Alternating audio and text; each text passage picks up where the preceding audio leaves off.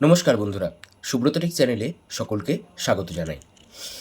আপনি যদি আমার চ্যানেলে নতুন হন তাহলে অবশ্যই চ্যানেলটি সাবস্ক্রাইব করে ফলো করে পাশে থাকবেন।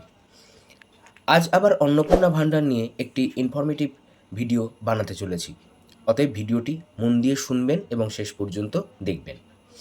বিষয়টা হচ্ছে, অনেকে প্রশ্ন করছে যে আমার ফ্যামিলিতে যদি হেড অফ দ্য ফ্যামিলি যদি যিনি আছেন তিনি যদি সরকারি চাকরি করেন বা আমার বাড়িতে কেউ যদি সরকারি পেনশন পান, তাহলে কি আমার অন্নপূর্ণা ভাণ্ডার রিজেক্ট হবে?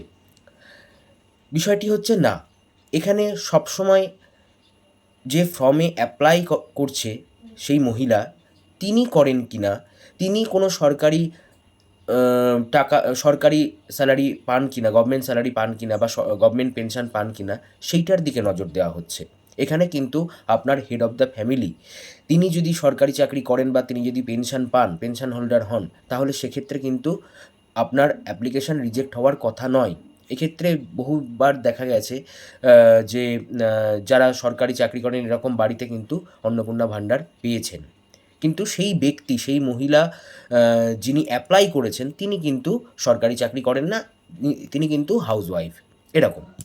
আচ্ছা, আরেকটা বিষয় হচ্ছে, যদি কেউ ইনকাম ট্যাক্স পে করে, ইনকাম ট্যাক্সের ব্যাপারটা অনেকে বুঝতে পারছে না, অনেকে বুঝতে পারছে। বিষয়টা হচ্ছে, আপনি যদি ট্যাক্স পে করেন, আপনি যদি ট্যাক্স পে করেন তবেই কিন্তু আপনি ফর্মটি ফিল আপ করতে পারবেন না। সেক্ষেত্রেও কিন্তু সেই মহিলা যিনি অ্যাপ্লাই করছেন, ঠিক আছে? সেখানে কিন্তু আপনার হেড অফ দ্য ফ্যামিলি যদি ইনকাম ট্যাক্স পে করেন, সেটাতেও কিন্তু আপনি যে আপনার ফর্মটা যে রিজেক্ট হবে এরকম কিন্তু কোনো ব্যাপার নেই। সেটা কিন্তু সার্কুলারে বলা নেই।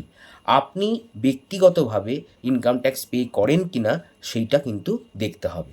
এই দুটো কনফিউশন মানুষের মধ্যে হচ্ছে। তো সেই জন্য ভিডিওটা বানালাম এবং আমাকে অনেকে কমেন্টসে লিখেছে যে, দাদা এরকম ইনকাম ট্যাক্স পে করলে কি অন্নপূর্ণা ভাণ্ডারের ফর্ম রিজেক্ট হয়ে যাবে?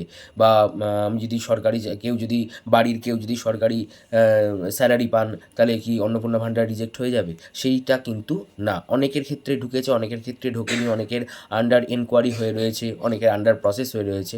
সেগুলো হয়তো ঢুকবে আস্তে আস্তে। প্রতিদিন স্ট্যাটাস চেঞ্জ হচ্ছে এবং অনেকের টাকা ঢুকছে আস্তে আস্তে। তো অতএব অপেক্ষা করুন। আশা করি আপনার টাকাও সঠিক সময়ে ঢুকে যাবে যখন এনকোয়ারি কমপ্লিট হবে। তো ভিডিওটি যদি ইনফরমেটিভ লাগে সকলের মধ্যে শেয়ার করে দিন এবং একটি লাইক করে দেবেন।